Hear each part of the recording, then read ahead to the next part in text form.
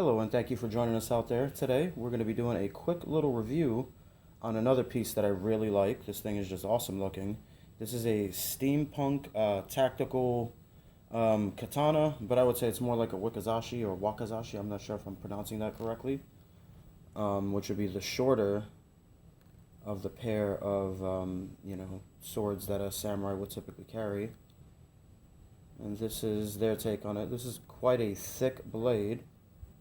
Here you can see, thick both ways. We like them thick. Thick blades I find make a good cutters, especially single-edged like this. And there you go, you see that, whoop, just kind of stirred up the camera there, sorry about that. See that steampunk insignia? That's a beautiful design there. This is a carbon steel sword. I'm not really sure. I would say at least 1060. It's pretty tough. I even like the little design there, if you could see the little, kind of like a gear. You know, very steampunk-esque. Very sturdy, stout blade. Like I said, not the longest. So it's definitely in that category of short sword, big knife, machete. Let's see here what we got for measurements. I'm measuring this bad boy at, looks like a little over 14 inches on the longest part of the blade, which is the point.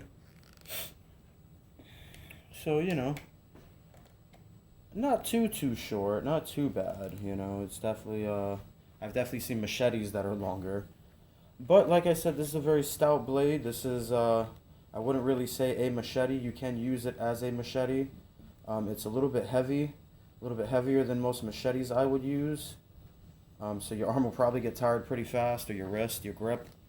Not to mention, I'm not the biggest fan of these styles of grips where they're just wrapped a cord.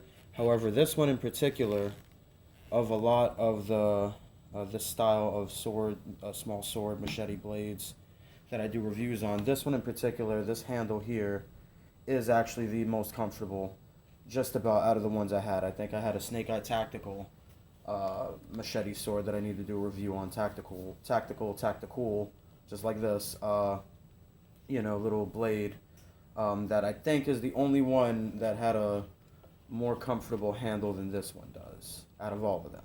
I had about a good, I want to say over 20 at one point of these, some of the more cheapo ones. This one really isn't a cheapo blade. I didn't spend a lot on this. I honestly only spent $25 on this piece, which I think was quite a steal. I found it just a local flea market, and just grabbed it. Worked out a deal with the guy.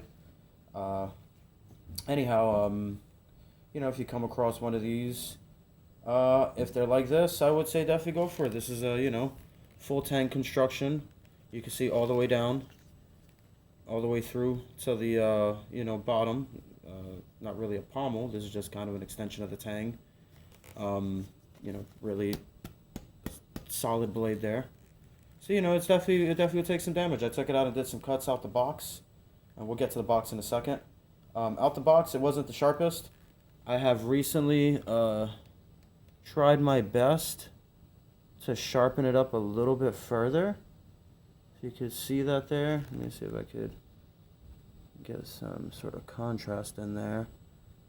Anyways, it's a pretty thick blade, so it doesn't have the finest edge. However, you can definitely still cleave and cut. It definitely did that. Just wasn't the cleanest at all. There were definitely more hacks or hacking cuts. Just due to the sheer weight that a blade this thick leads with. Not to mention the tanto edge up here. I feel it's kind of a tanto edge. Normally they're more of a point than rounded, but that definitely helps, especially if you hit there. If that's where you land with your cuts. But out the box, fresh, is definitely more of a hacker. So I'm hoping now, after sharpening it up a little bit, that I can definitely improve on that. I don't know if all of Steampunk's blades come like that. So, if they do, and you get one, they may need some sharpening. Let's see how thick this is, because I'm just amazed by the thickness on this one. And what do we got there? A little over 1.75 inches. So, pretty thick, pretty tall blade. Anyways, now let's go to the box. It did come in a nice little box. Steampunk logo there. You see all the gears are churning. Even the box looks steampunk. A little serial number there. Go around to the strap. Yes, I did get the box kind of beat up as well. But like I said, I only spent about $25. Maybe that's why he cut a deal on it. I don't know. But I was pleased to grab this.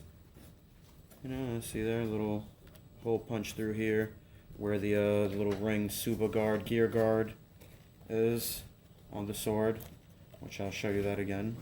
It's kind of cool. That was one of my favorite things that they did, turning a Suba into, turning gears almost into a Suba guard. You get your standard little cheap fabric, maybe nylon, sheath there. I don't know how functional that'll be wearing it. I wouldn't really trust it too much. But the main event of this piece really is this blade. So let me know what you guys think about it. I'm going to be doing some cut and thrust videos coming up soon. Go ahead and check that out. Alright, and thanks once again for joining us. Night Guy here. Have a good day.